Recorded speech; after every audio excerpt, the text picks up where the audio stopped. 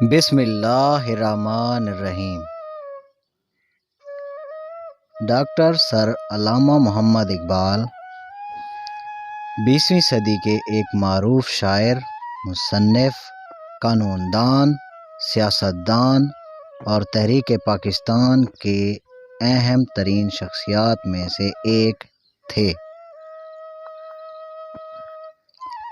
آپ شیخ نور محمد کے بیٹے تھے۔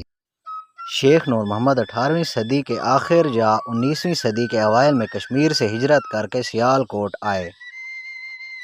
شیخ نور محمد دیندار آدمی تھے اور بیٹے کے لیے دینی تعلیم ہی کافی سمجھتے تھے۔ علامہ صاحب جب بسم اللہ کی عمر کو پہنچے تو انہیں مولانا غلام حسن کے پاس لے گئے۔ یہاں سے اقبال کی تعلیم کا آغاز شروع ہوا۔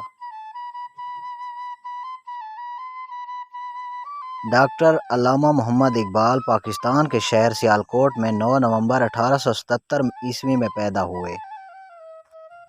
ابتدائی تعلیم کا سفر سیالکوٹ سے شروع کیا۔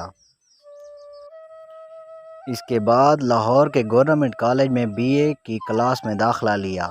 1898 میں BA پاس کیا۔ مارچ 1999 میں MA کا امتحان پاس کیا۔ اس کے بعد انگلستان چلے گئے اور لنکنز ان میں بیرسٹری کے لیے داخلہ لیا۔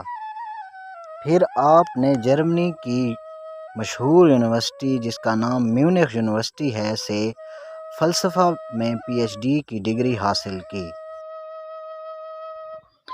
جنوبی ایشیا کے اردو اور ہندی بولنے والے لوگ علامہ صاحب کو شاعر مشرق کے نام سے جانتے ہیں۔ ان کی تصانیف میں کلیات اقبال، اسرار خودی، پیام مشرق، بانگ درا، بال جبریل، ضرب کلیم شامل ہیں۔ اس کے علاوہ فارسی زبان میں بھی شاعری لکھی ہے۔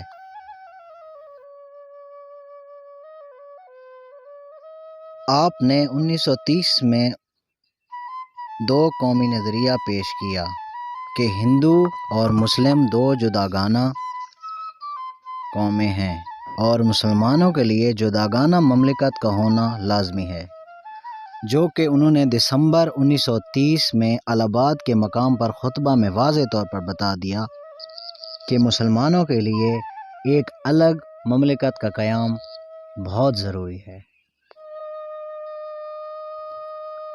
بالآخر علامہ محمد اقبال نے اپنے بوڑھے وفادار خادم کی گود میں آخری سانسیں لی اور عالم اسلام میں پھیلے ہوئے دوستوں، شاگردوں اور قدردانوں سے منہ موڑ کر 21 اپریل 1938 میں خالق حقیقی سے جا ملے۔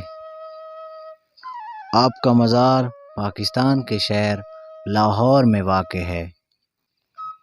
آپ کے مزار کا کام آپ کی وفات کے بعد 4.5 سال کے عرصے میں مکمل ہوا۔